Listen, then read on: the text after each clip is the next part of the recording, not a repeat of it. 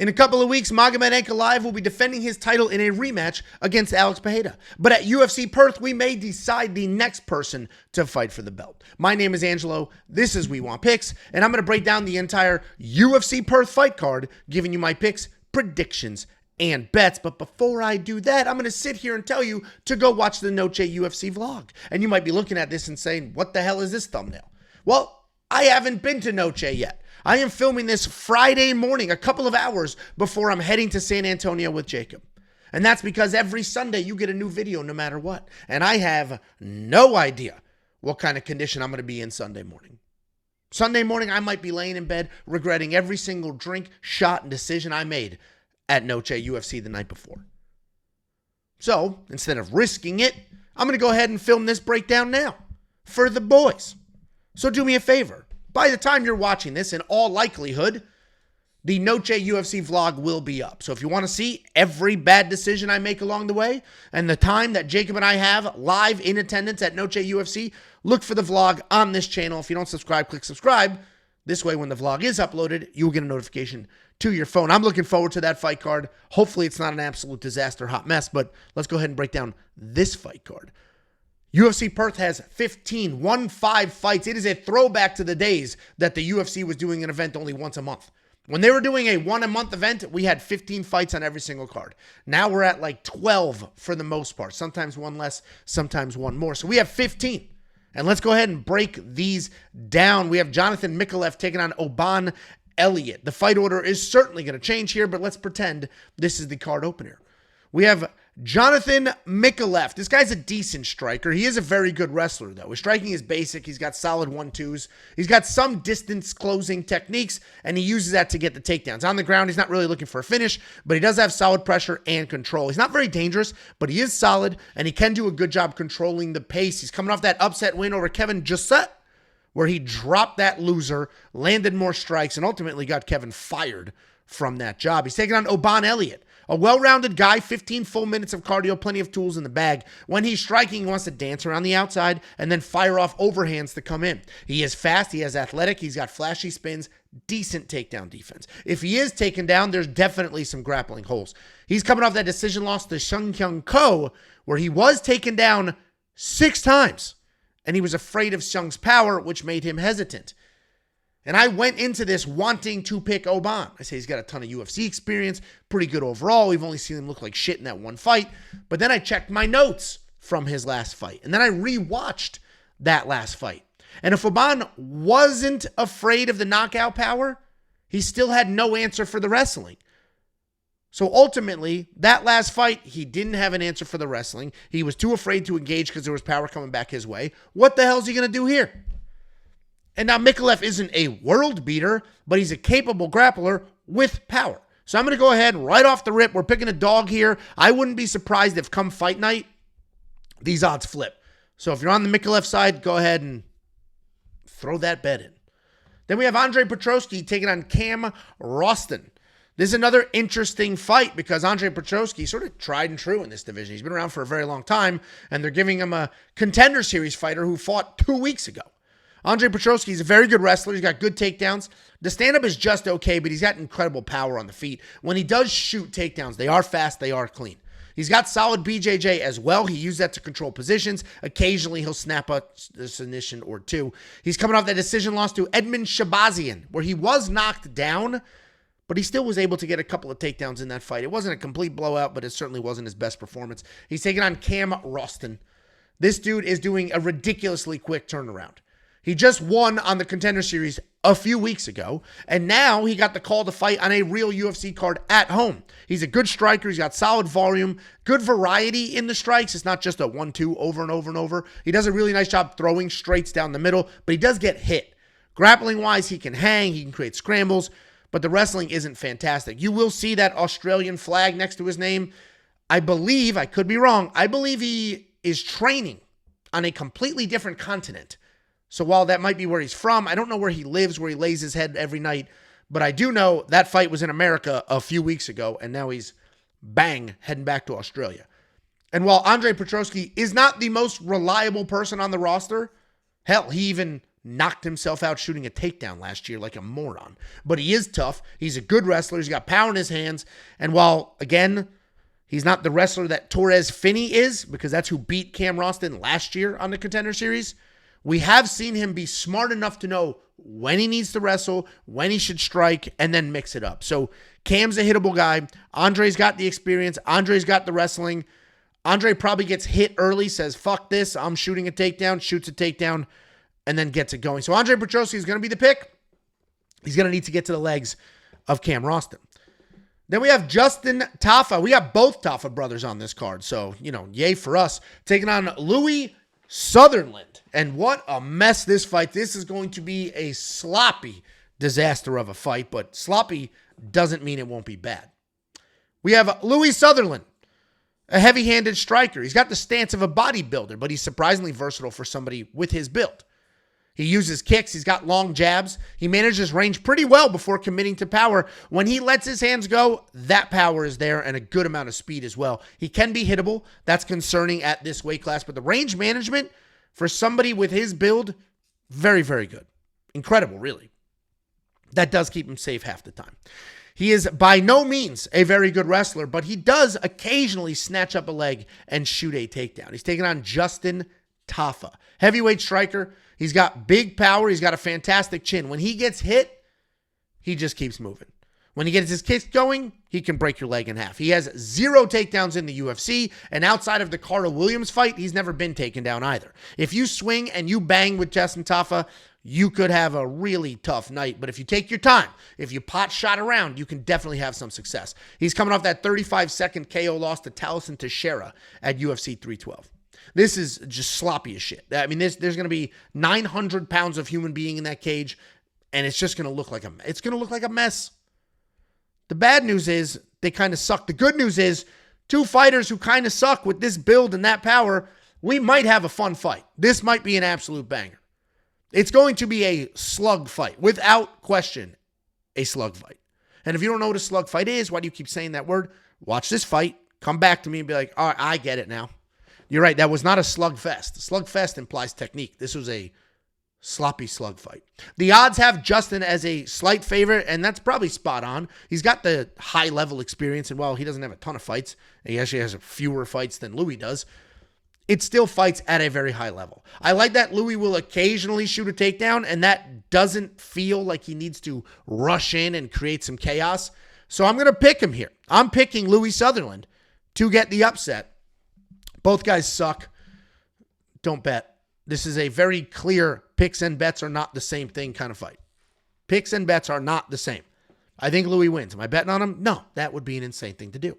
Then we have Brando Pericic taking on Elisha Ellison. This is another heavyweight fight, but while the last one is going to be a sloppy slug fight, this actually might be pretty solid.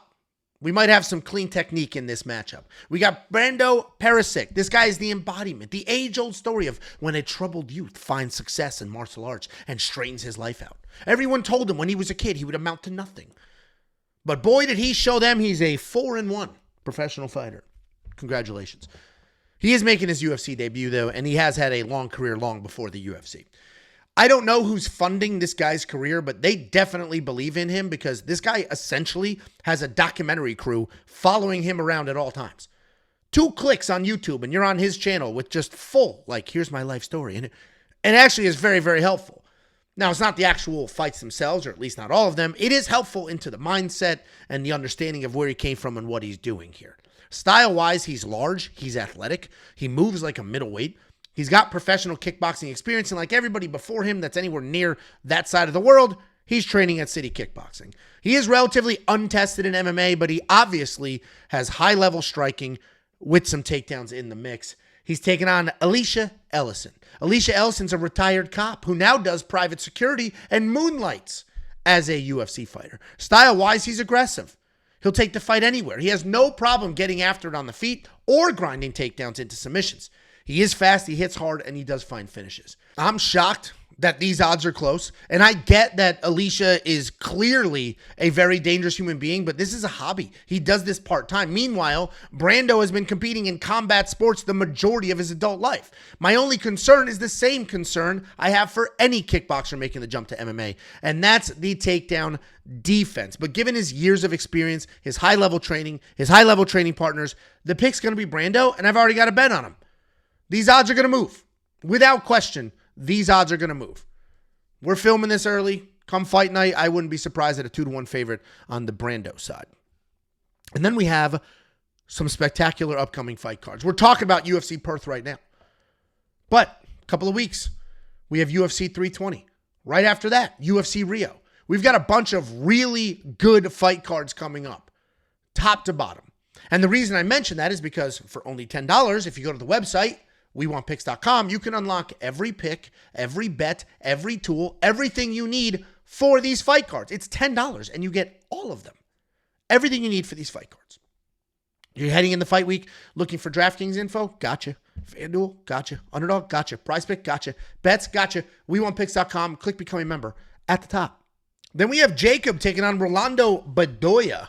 Jamie Mullarkey, a.k.a. Jacob Lines from We Want Picks, is a jack of all trades and a master of none. He can wrestle. He's got more than 2 takedowns per fight on average. He can strike, 2 knockouts in the UFC, but he just doesn't really put it all together for the big fights. He's a well-rounded guy. He's tough, not particularly dangerous, but he is primarily a grappler. He's been actively pushing forward as a striker as of late. He's coming off of that knockout loss to Mauricio Ruffy where he was getting picked apart on the outside, so he said, let me close the distance, and that didn't really work out well for him. He's taking on Rolando Bedoya. He's an in-and-out striker. He's got lots of movement, a variety of strikes when he's moving forward. He'll kick, he'll punch, he'll elbow, he'll spin. He will work in those kicks and the striking combinations well, but he doesn't defend anything coming back his way. He never throws just one strike at a time. That helps rack up volume, but there does seem to be a lack of power. His takedown defense is pretty solid. He's got submissions if he needs them. He's coming off that decision loss to Jai Herbert, where it was clear he's not very good, but he did have some really nice leg kicks. And Jamie Mullarkey not only looks exactly like Jacob, but he also has Jacob's chin. That's not only a major problem when trying to lock down a lady, but also when in a fist fight. The good news is that Bedoya kind of sucks and he doesn't really have any power, so that chin won't matter here. The volume versus volume in this matchup is going to be interesting. And while Jamie's not so durable that he can just hang in the pocket, he is reliable. He's somebody you can trust. Bedoya is very, very tough, but at this point, a human punching bag, likely going to get cut here. I'm going with Jamie Mullarkey. I think experience, forward pressure, and just the ability to stay in his lane should get this done. Then we have Luana Carolina taking on a very hyped prospect in Michelle Montague. Luana Carolina, striker, solid takedown defense. She's not the most technical woman in the division, but she is fantastic in the clinch. She's got good knees, good elbows. She has an awkward style that she can really be hard to read if you're on the other side of the cage. And she pairs that awkward style, the awkward striking, with solid takedown defense at 74%.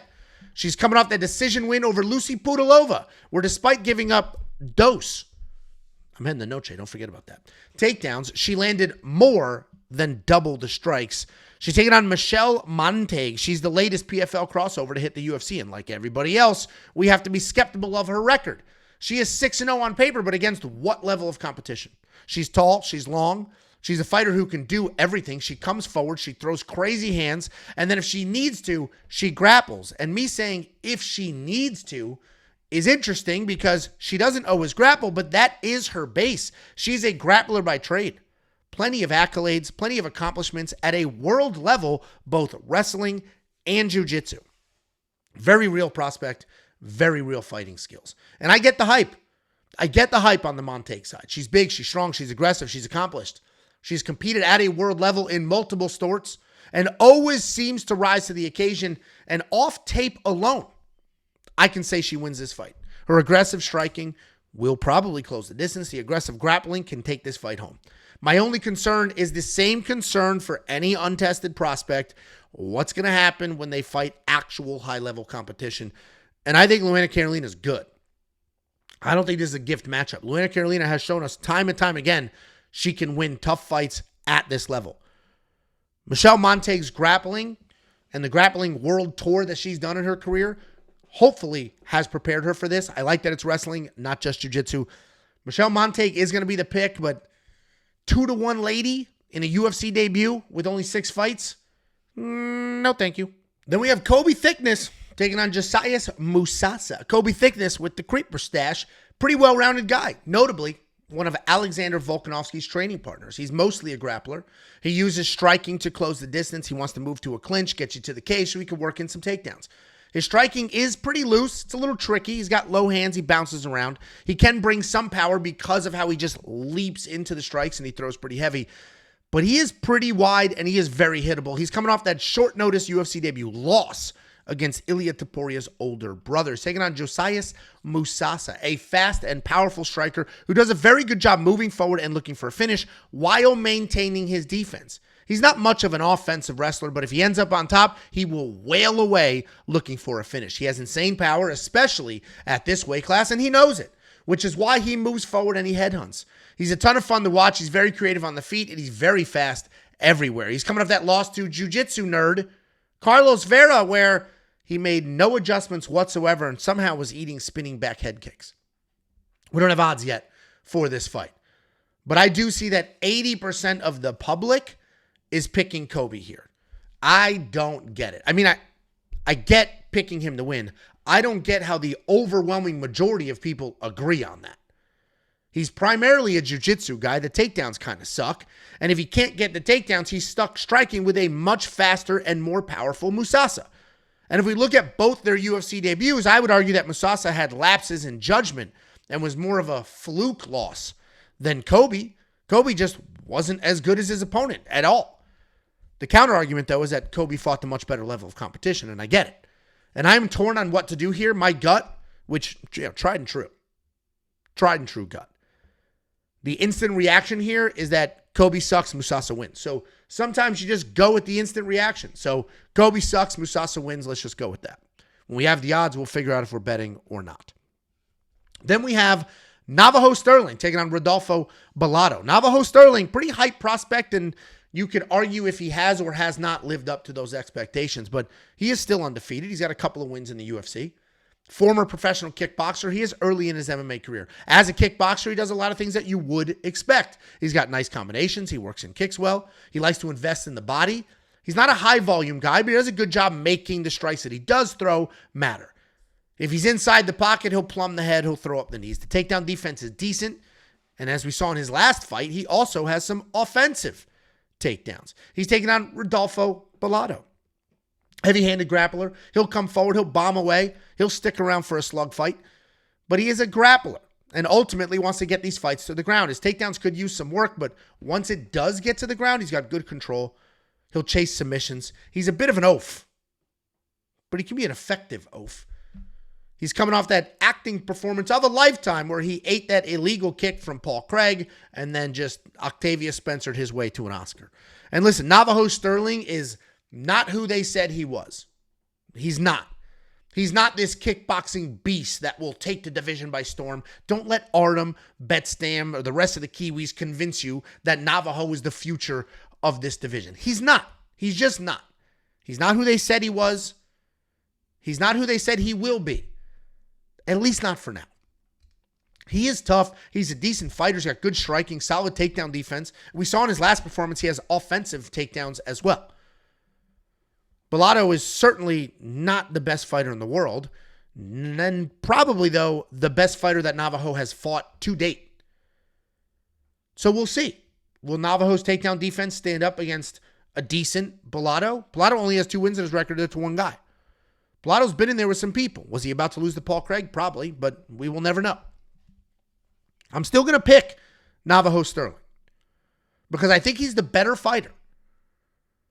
But I think he's the better fighter by this, not by this, which is what I promise you. When you watch Betsam and Artem's videos about this, they're gonna have to pause the video, wipe their mouth, get the gook out of it, if you know what I mean. They're gonna be all over Navajo. And I'm picking him. But he's not who they say he is. Loma Lookboonmee might not be who they say she is either, because they say she's small and not dangerous and ineffective, and that's really just not true. She's taking on Alexia Thanara here, and this could be a really fun back-and-forth scrap. Loma Lookboonmee is tiny. She's 5'1". She is not built for this division. She just isn't. If they had a lighter weight class, she'd be in that.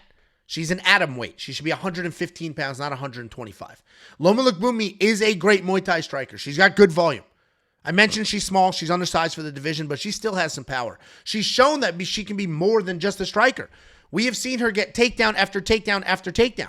She beat Sam Hughes, Denise Gomes, Elise Reed with a combined 6 takedowns. And while the takedowns have greatly improved, if she gets taken down, her jiu-jitsu off her back is just pure survival mode. She is coming off that win over Estela Nunes where she had 3 takedowns. She's taking out Alexia Thanara, a forward pressure striker who literally just marches forward with her chin in the air. You never see her take a step back. You do see her be light on her toes while pressuring and just letting her hands go. She is throwing big. She's trying to get you out of there. When she closes that distance, she's all the way in. She'll rip you to the ground. Trips, drags, full-blown takedowns. If she ends up on top, she's looking for a TKO or a submission, and she just submitted Molly McCann in her UFC debut. Loma, as an underdog, is a spot that we have all been very successful in the past. She's always underestimated because she's small. She's always underestimated because she's a striker, and people just ignore the fact that she can grapple. She's one of the more overlooked fighters in this division. Again, she's definitely too freaking small, but she's fast. She's got great striking. Now, great wrestling. And to see her this big of a dog is a bit surprising, but I just can't pick her this time. I'll pick her next time. I can't pick her this time. I was ready to jump on her as a dog again, but Alexia is just too damn strong, too damn aggressive with the grappling. I think she just runs forward and big sisters Loma. Loma's going to have to be circling like crazy and staying off the cage because, as we saw, if she ends up on her back, she's not very good. And that's the problem. The striking is good. The offensive wrestling is good. Off her back, not good. And that's ultimately what's going to be her undoing in this fight. I love Loma. Alexia Thanara is going to be the pick. Then we have the fight simulator. I mentioned this. First of all, I don't know why I'm more than one time in this video, but I am very proud of this fight simulator. So yeah, I'm going to talk about it every now and then. The fight simulator is a tool that was coded from scratch, built from scratch. And it takes every fight on the card, in this case, 15 fights, and their opponents, so 30 people. And it brings in every single historical grappling stat and striking stat, their biometrics. It brings in all of their historical DraftKings information and prize picks. It takes all that information and it simulates the fights 100,000 times. 100,000 times it simulates the fights. And then it gives you those outputs. It says, hey, in the 100,000 simulations, I think Loma Lookboonmee wins this percentage of the time. And in those wins, I think she lands this many strikes. On average, wins and losses, she lands this many strikes. And the reason that information is valuable is you can take that and go to your favorite sports books, because most sports books now are offering significant strike lines and takedown lines. You can use it for DraftKings Fantasy, FanDuel Fantasy. It is one of many tools on the website, one of the more powerful tools on the website, and it is included in your $10 a month package. Go to WeWantPicks.com, click Become a Member at the top. $10, you'll unlock the fight simulator and every other tool right now for every single fight card for an entire month. WeWantPicks.com, click Become a Member at the top. Included in that package is the optimizer we've talked about, the tape index, which we've talked about, and here's those fights that I talked about. An entire month. This month, you sign up right now, you're going to get UFC Perth, UFC Rio, UFC 320, full access to everything. We have future bets on the board as well. WeWantPicks.com. Click Become a Member at the top. I mentioned earlier, I'm filming this early. Right now is Friday morning. Noche UFC is tomorrow. But I'm going to Noche. I'm going to be drinking the drinks, eating the food, watching the fights, doing the VIP thing, meeting people, doing all that. And I will be vlogging all of that the entire time. Got my little camera right here. And we'll be vlogging the whole thing. We're also going to be opening up some mail for that vlog. UFC 320 is the next vlog. That's in a couple of weeks. So if you want to send some mail for the UFC 320 vlog, a letter, a package, whatever you want, we'll open it, we'll read it, we'll eat it. As long as it's, I will only eat food mailed to me if it's sealed from the company. You're not sending your grandmother's cookies. I'm sure they're delicious. You're not, nice try with the anthrax. We Want Picks, P.O. Box 406, Prosper, Texas 75078. Next vlog, 320. And also watch the Noche UFC vlog. Should be out now. We're going to open up the main card with Tom Nolan taking on little Charlie Campbell. Tom Nolan, 9-1 in his career. Feels like he's been around longer than that. Feels like he's had a lot more experience than that. And that's because he's kind of a presence as of late. In the octagon, he's a long, lean guy. He's accurate. He's technical. But he has no problem getting into a brawl. Outside of his one and only loss, he's had a solid chin as well. I have seen him in more than one fight eat giant overhands just to keep coming forward. He has lots of pressure, lots of volume, tons of power, but not much striking defense or takedown defense. He's coming off that decision win over Vyacheslav Borshev, where a well-timed takedown seemed to be what locked it up. He's taking on little Charlie Campbell. And I don't know why I'm saying little Charlie Campbell. He's twice the height of Jacob. But Charlie's just such a little kid name. But we got little Charlie Campbell, technical striker. He likes to pick his shots, use accuracy instead of just coming forward chaotically. He doesn't throw a gazillion combinations, but he does find his spots. He can be a bit hittable because his hands are low, but he's got nice leg kicks, great takedown defense, very busy on top. He's got solid volume, but can slow as the fight goes on. He's coming off the decision win over Trevor Peek, where it was clear that Trevor is just not a skilled fighter. And I'm going to pick Tom Nolan here. I think technique-wise, they're probably about equal. Charlie probably has a little bit better defense, but Tom is long, he's lean, he's durable. My only actual concern is the leg kicks. But Tom moves forward so much that for Charlie to land those leg kicks, he's going to have to do it backing up, and it's much harder doing that backing up than moving forward. So Nolan is going to be the pick. These odds are solid. I like the round over as well. They're both tough. I don't think there's going to be a finish here, so when the round lines drop, let's go ahead and take a look at that. Then we have Jake Matthews taking on Neil Magny. This should be a pretty fun fight. Jake Matthews, well-rounded guy. He's got solid wrestling, very good grappling, a nice variety of strikes. He works angles well. He's got no problem mixing up the body shots and the head shots. He's averaging a little more than one takedown per fight, closer to two, but barely. And that's surprising because he's got very, very good grappling when he does decide to shoot those takedowns. He has a solid striking differential of 3-2, very real power in his hands, and he's coming off that back-climbing win over Chidi Injakawani, taking on Neil Magny. Neil Magny's an incredibly well-rounded guy. He seems to be the UFC's go-to when it comes to getting other veterans some competitive fights or testing prospects. He's pretty tough, he's very experienced, he's skilled everywhere, but mostly a busy striker. He does have very solid grappling as well with an average of 2 takedowns per fight. He's 23-12 in the UFC. That is 35 fights only in the UFC, and he has fought a who's who of multiple divisions. He's coming off that knockout win over fellow old Elisha Zaleski. This would not be the first time that Neil Magny showed up and defied the odds and then won in spectacular fashion. He did it a little over a year ago against Mike Malott. He did it again over a month ago against Zaleski. The good news for gamblers, Jake Matthews is far more reliable than Mike Malott, pretty boy, and old-ass Elisha Zaleski. Jake Matthews should get the win here. He should get the win. Pretty straightforward. He chooses to strike or grapple either direction. I think he gets it done. Jake Matthews is going to be the pick. Minus 450 kind of stinks. Maybe that reins in. We have a tool on the website called a line movement tracker. It monitors the odds. You'll get opening odds, current odds, the win probability, and then the movement.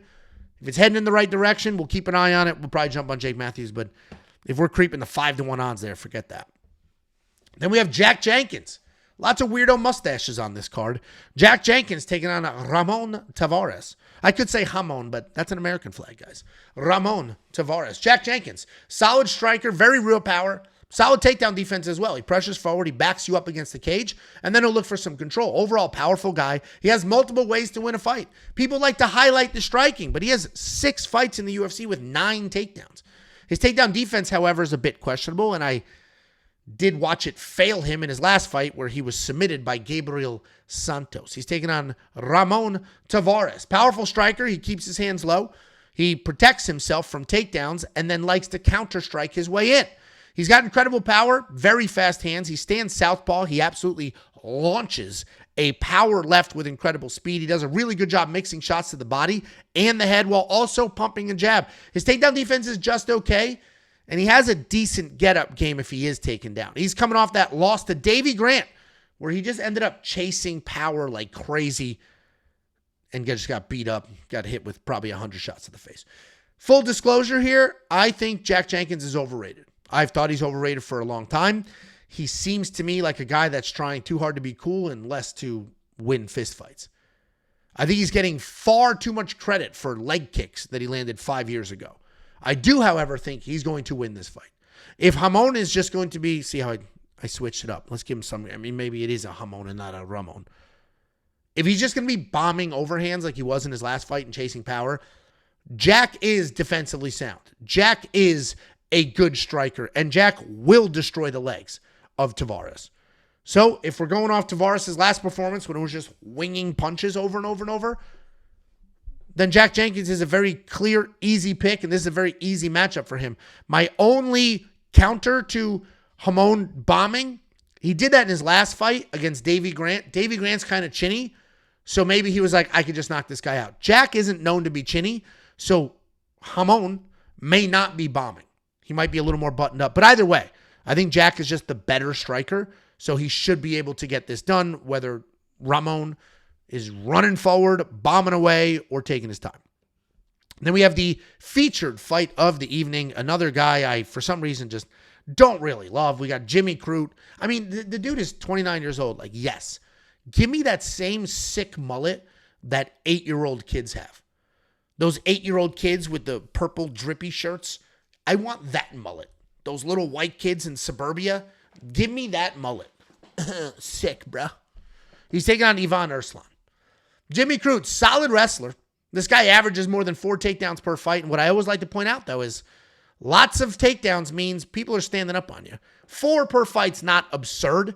Let's say you get 1 per round, but people are still standing up on him. The control's not amazing, but the reality is he comes forward, he gets takedowns. He's not a pure grappler, though. He does have some striking. The skills are decent. He's overall a well-rounded guy. He is coming off that submission win over Marcin Prochnow, where he finally got a win. Finally. He's taking on Ivan Erslan. Powerful striker. He can end your night with 1 punch. He can alternate between technical, low-volume sort of distance striker and a high-pace forward pressure bully. He's got decent movement, and he's relatively light on his feet. He likes to plot forward, then explode with counters. If he has you in trouble, he is absolutely unrelenting. The problem, though, is he is essentially knockout or bust at this level, and knockouts are hard to come by at this level. He is coming off that decision loss to Navajo Stirling, where he was taken down by a kickboxer. Jimmy Crute only has 1 win in 5 years. Before that last win over Marcin Prochnow, we were wearing COVID masks. Some of you were locked in the house and then wearing COVID masks in the car by yourself. 5 years. Long time to get a win, but he finally got that win. The problem with Jimmy Crute is he's kind of a mental midget. And I don't mean that offensively towards little people. I mean that offensively towards people who cannot control their emotions and throw hissy fits. And that's what Jimmy Crute did. Couldn't get a win. Some bad luck. I quit. I'm 28 years old and I'm retiring just to come back 6 months later. Okay, I'm good now. Come on, dude. But he does win this fight. If a kickboxer is taking down Ivan Erslan, then Jimmy Crute should. Jimmy Crute's skills are there. I'm dogging him for the haircut and the unretire nonsense before he's freaking 10 years old. But the reality is Jimmy Crute should get this done. So he's going to be the pick. Minus 235 on a guy that retired last year and then unretired quickly after. Little dicey, but that should honestly be totally fine. He ran through Marcin Prochnow. Could be more the same here. Then we have the app. We have an app. The app is 100% free. Just search We Want Picks in the App Store. The app is free. And you get push notifications for more than only premium stuff. Premium stuff, hey, we just placed the bet. I sent one 25 minutes ago before I started recording this. Hey, the Underdog Fantasy entry is up. You open the app, you click the notification. Let me see what the entry is. I like it. Let me jump on it. I don't like it. Let me put my phone down, back to taking a shit. The app is free. It's for anybody, premium or not. Search We Want Picks in the App Store. Download the app. If you don't have the app, if you don't want the app, no problem. Every single thing we offer is available in any mobile browser. DuckDuckGo, Chrome, Mozilla, Firefox, Safari. How do I know so many browsers? Edge. Just go to WeWantPicks.com. Then we have the co-main event of the evening. We have Junior Tafa taking on Ibo Aslan. Junior Tafa, the younger brother of Justin Tafa, is also a striker, just like his brother. Way different. He's tall, he's skinny, very different, but still a striker. Kickboxer, got power, good footwork, a willingness to engage. He's built different, as I mentioned, than his brother. He's long and lean instead of just short and stocky. He did drop down to light heavyweight recently. He has power, decent chin, clean striking technique. The problem is that his takedown defense absolutely sucks. His takedown defense is not good. There's obvious holes there to exploit. He's coming off that submission loss to Tuco, where the takedown defense failed him again. He's taking on Ibo Aslan, a heavy-handed striker who can knock you out with half power, with short hooks. He's a bit wide, he's a bit sloppy, but it doesn't matter. He is all power, and he's got plenty of it in both his hands and his feet. He's not looking to wrestle, but he will sneak in the occasional body lock trip where he then tees off on top. He does have some cardio issues, which is why if he wins early. He's coming off that decision loss to Billy Elicana, where he just wasn't as aggressive as he normally is. Junior Tafa spent a lot of time getting into shape for this fight. He physically looked fantastic, but nothing changed on the fighting skill side. He will look good in a pure striking exchange and then completely fall apart.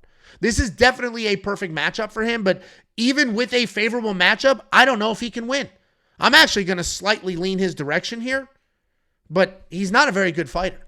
Because as bad as Junior is, though, so is Ibo. If Ibo doesn't knock you out early, that's it. Like, he's done. Wrap it up.